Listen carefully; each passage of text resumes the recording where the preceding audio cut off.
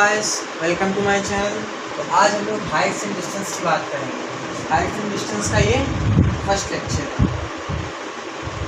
तो आपकी जानकारी के लिए बता दूं, ये ट्रिग्नोमेट्री का ही एक पार्ट है और ट्रिग्नोमेट्री का थर्ड चैप्टर यानी कि chapter number 20। Heights and distance के बारे में बात करेंगे।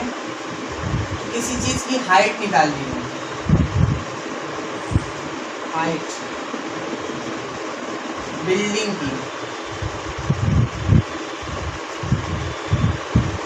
ट्री की और पोल की, टावर की, एक्सेट्रा। इससे हम लोग किसी चीज़ की हाइट निकालते हैं या डिस्टेंस।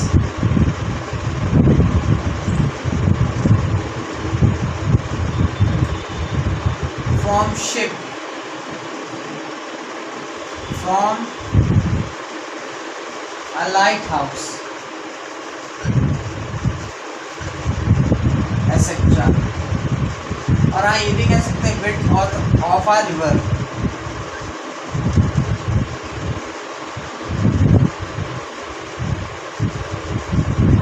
तीसरी चीज एंगल, क्योंकि हम लोग जानते हैं थीटा, इंक्लाइनेशन।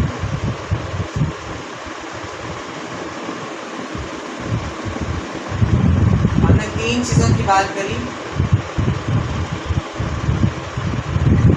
पहली दो तो चैप्टर के नाम से ही क्लियर हो रही है, हाइट और डिस्टेंस। तीसरी चीज़ है एंगल, की इंक्लिनेशन कितना है। हाइट में हम लोग किसकी हाइट निकाली, बिल्डिंग की, ट्री की, पोल की, टावर की, एक्सेट्रा।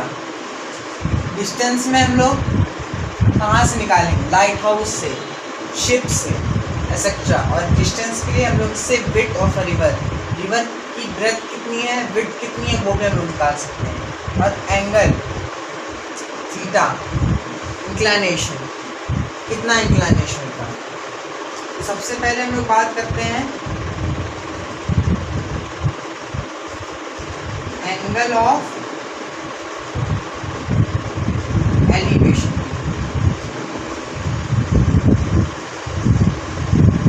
जो एंगल ऑफ एलिवेशन होता है वो आखिर है क्या इस चैप्टर में। एंगल ऑफ एलिवेशन, मान लीजिए ये एक आई है, ग्राउंड लेवल है, मतलब ये आप लोग में से कोई एक है जो, और ये एक बिल्डिंग मान ली।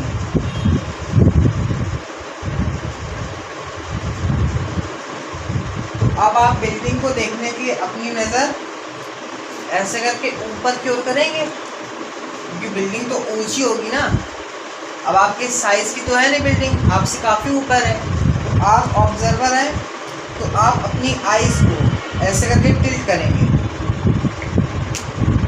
ये है, ये मान लीजिए ग्राउंड है, ये आप है। अब आप ऊपर देखने के लिए अपनी आइज को ऐसे ऊपर करेंगे, ऐसे करके।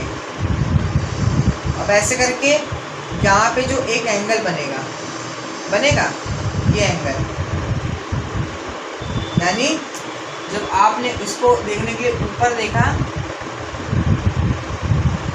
ये बिल्डिंग है, ये आप हैं, तो आप इस बिल्डिंग के टॉप पर देखने के लिए अपनी आइज को कुछ एंगल पर ऊपर उठाएंगे। उस एंगल को हम लोग थीटा कहते हैं, जिसकी बात करी थी हमने। आपने ऊपर उठाई यानी एलिवेट किया। एलिवेटर पे सब लोग चढ़े होंगे, मॉल वगैरह में लगा होता है। तो एलिवेटर क्या होता है, ऊपर ले जाता है। तो जो आइज है, जितना आपने ऊपर उठाया, जितना एंगल बनाया, यानी ऊपर देखने के लिए, बिल्डिंग के टॉप पर देखने के लिए, ट्री के टॉप पे, पोल के टॉप पर देखने के लिए, टावर के टॉप पे देखने के लिए, और एक्सेट्रा। तो ये एंगल, ये जो एंगल बनता है जब एक ऑब्जर्वर किसी बिल्डिंग, ट्री या किसी हाइट की टॉप पर देखता है, उस एंगल को हम लोग एंगल ऑफ एलिवेशन कहते हैं। क्या कहते हैं, एंगल ऑफ एलिवेशन। जैसे कि एक और एग्जांपल ले लेते हैं, ये ग्राउंड वाला फ्लोर है, ये ऑब्जर्वर की आई है, अब यहाँ पे सन है,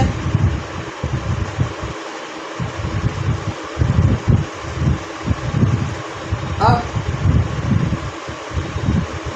इसको ऑब्जर्वर देखने के लिए जो एंगल बनाएगा थीटा, सपोज करिए 60 डिग्री का एंगल बनाया, तो वो क्या हो गया, एंगल ऑफ एलिवेशन।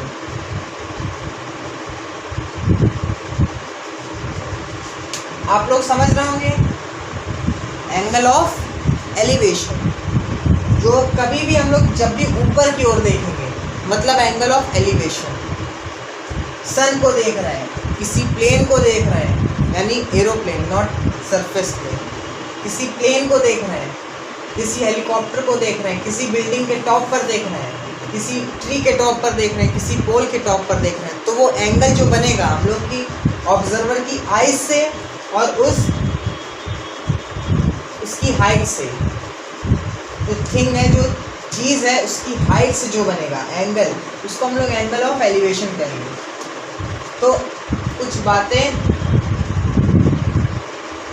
या टिप्स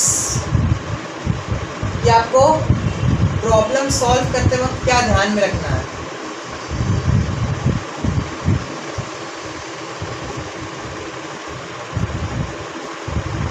जब आप हाइट्स एंड डिस्टेंस के क्वेश्चंस करेंगे तो आपको कुछ टिप्स ध्यान में रखनी है, क्योंकि हाइट्स एंड डिस्टेंस में सबसे ज़रूरी होता है उसका डायग्राम। तो ये मान लीजिए डायग्राम कैसे बनाना है, उसकी टिप्स है।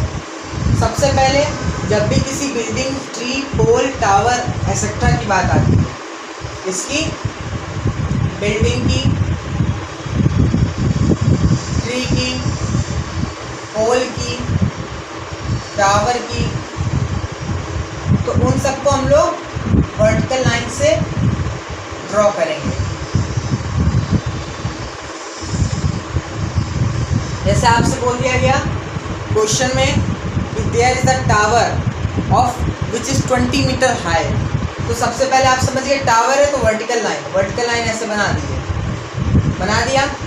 इसकी हाइट कितनी है, 20 मीटर। उसके आगे जो क्वेश्चन बोलेगा वो आपको करना है।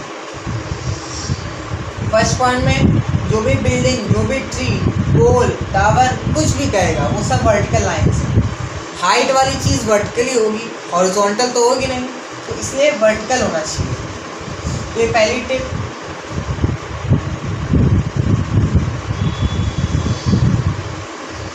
अब दूसरी टिप,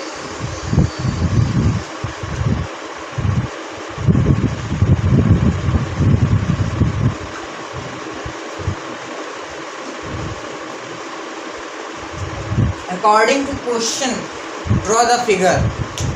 जैसा जैसा क्वेश्चन बोलेगा आपको ऐसा ही फिगर बनाना है, आपको अपना दिमाग नहीं लगाना है।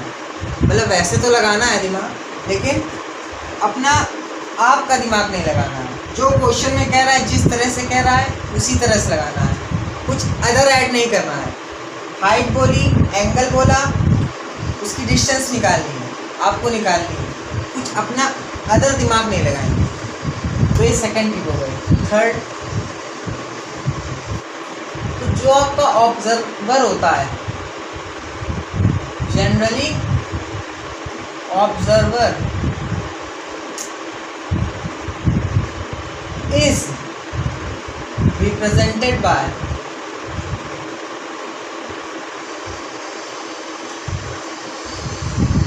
a point। जो ऑब्जर्वर होता है वो एक पॉइंट के द्वारा रिप्रेजेंट किया जाता है, और जबकि कोई बिल्डिंग, ट्री, पोल वगैरह होता है, यानी इसके हम लोग को हाइट निकालनी होती है, वो सब लाइन से रिप्रेजेंट होती है, क्योंकि हम फर्स्ट टिप पे बता चुके हैं।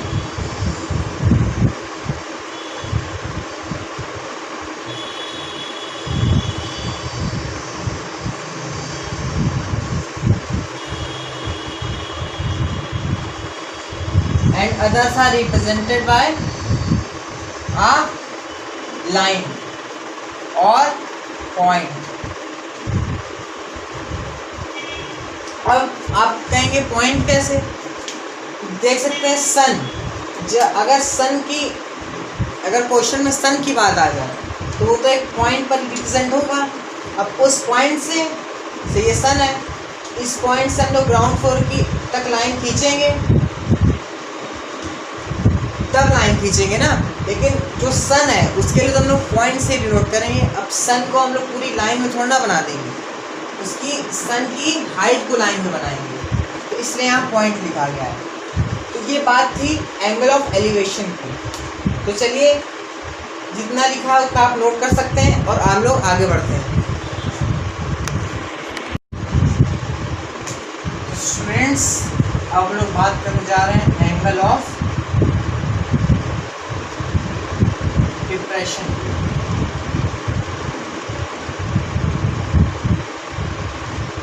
अब इसको सुन के डिप्रेशन में मत चले जाना। जो एंगल ऑफ डिप्रेशन होता है, एलिवेशन क्या था? जब लोग किसी भी चीज़ को ऊपर की ओर देखते हैं। डिप्रेशन क्या है? जब हम लोग किसी चीज़ को ऊपर से नीचे की ओर देखते हैं। मतलब ये एक आई है, यानी ऑब्जर्वर मान लो,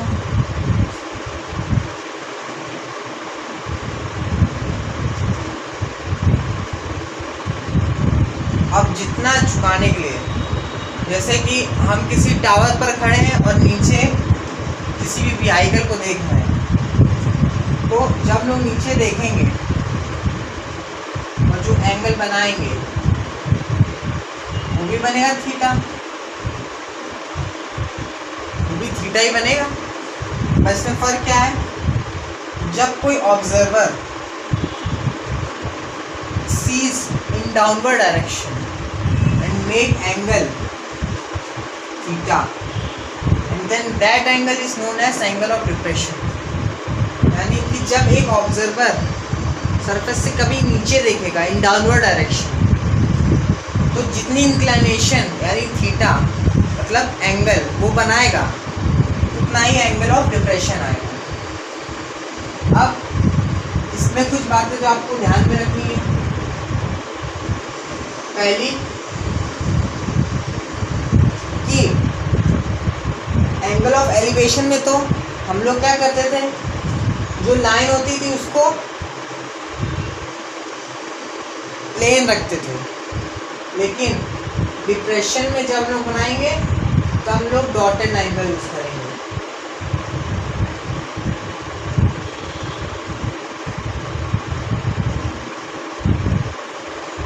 आप देख सकते हैं हमने डॉटेड लाइन का यूज किया था। अब दूसरी बात, जो एंगल ऑफ डिप्रेशन होता है, angle of depression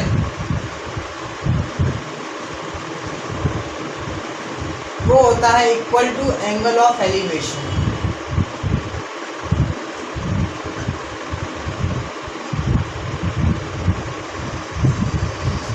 angle of depression जो होता है एंगल ऑफ एलिवेशन के इक्वल होता है। मान लीजिए थीटा, एंगल ऑफ डिप्रेशन है 30 डिग्री ऊपर से,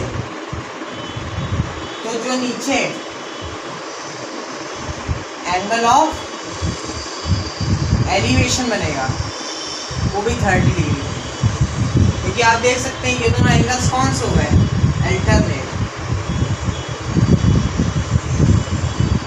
क्योंकि देखिए z बन रहा है ना, 9th और 10th में इतना तो पढ़ाई होगा अल्टरनेट एंगल्स ज्योमेट्री में। इस वजह से एंगल ऑफ डिप्रेशन जो होता है वो एंगल ऑफ एलिवेशन के बराबर होता है। वो बात आपने देख ली। और तीसरी बात, जो एंगल ऑफ डिप्रेशन और एंगल ऑफ एलिवेशन दोनों के लिए लागू होती है, वो क्या है, angle of depression and angle of elevation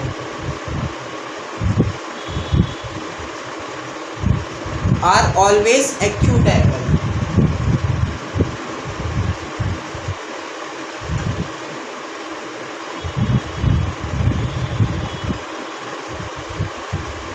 acute angles कौन से होते हैं? जो लेस देन 90 होते हैं, 30, 60, 45, 39, 46 ऐसे करके कुछ होते हैं एक्यूट एंगल्स। तो जो एंगल ऑफ डिप्रेशन और एंगल ऑफ एलिवेशन है, कोई कंडीशन नहीं, वो हमेशा एक्यूट एंगल्स रहते हैं, यानी कि लेस देन 90 डिग्री। अब क्वेश्चन करने का फॉर्मेट क्या है? जैसे एक एग्जांपल ले लिया क्वेश्चन में, एक टावर दिया है जिसकी हाइट 20 मीटर है और एक ऑब्जर्वर जो कि उस टावर से 10 मीटर्स की दूरी पर है, यानी ऑब्जर्वर आई है। क्वेश्चन में कहा गया एक टावर है जिसकी हाइट 20 मीटर है और वो कितने डिस्टेंस पर है? कितने डिस्टेंस पर है? 10 मीटर पर। अब क्वेश्चन में पूछा find the inclination made by observer to see the top of the tower. Tower के टॉप पर देखने के लिए ऑब्जर्वर ने कितना इंक्लाइनेशन किया, मतलब कितना ऊपर देखा, कितना एंगल बनाया, यानी थीटा निकालना है। तो अब आप, जैसा कि हमने बताया था, एक ट्रिग्नोमेट्री का ही पार्ट है। आप देख सकते हैं टावर तो सीधा ही खड़ा होगा, अब टेढ़ा तो खड़ा नहीं होगा, तो ये परपेंडिकुलर हो जाएगा ग्राउंड के लिए, तो 90 डिग्री का एंगल बनाएगा। और जब ये 90 डिग्री का एंगल बनाएगा तब ये हो जाएगा राइट एंगल ट्राइंगल।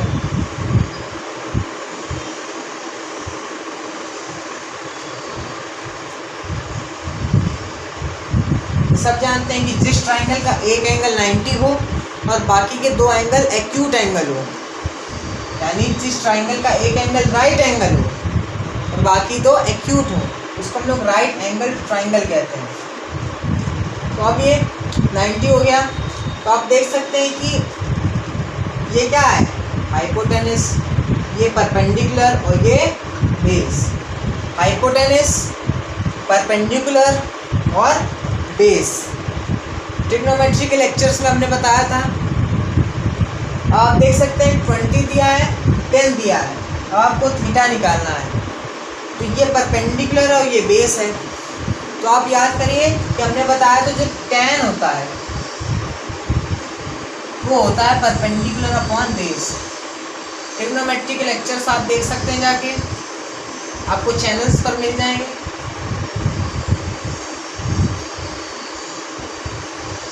ये हमने ट्रिग्नोमेट्री के लेक्चर में बताया था। पाकिस्तान भूखा प्यासा, हिंदुस्तान हरा भरा। ये साइन होता है, ये कॉस, ये टैन, ये कॉट और ये सेक और ये कॉसेक। ज़्यादा आपको डिटेल में जाना है तो आप लेक्चर देख सकते हैं। और यहाँ से आप देख सकते हैं जो टैन है वो है परपेंडिकुलर अपॉन बेस। परपेंडिकुलर क्या है? 20 अपॉन 10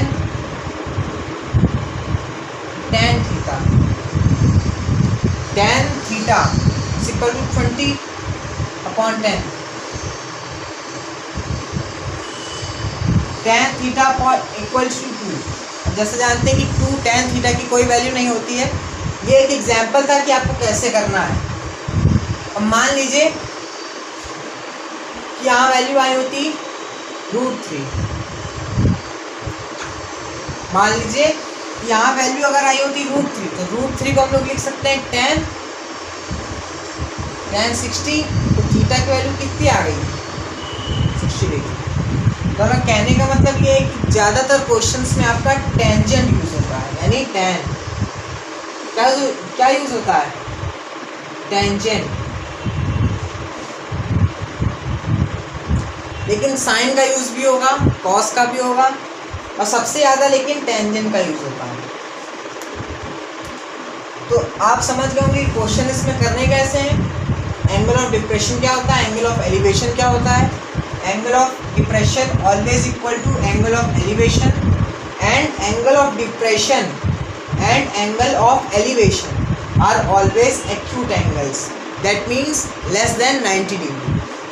तो आप समझ सकते हैं। नेक्स्ट लेक्चर में इसके कुछ क्वेश्चंस जो कि बोर्ड में आए हुए हैं वो कराएंगे और लेक्चर एंड होता है। Thanks for watching.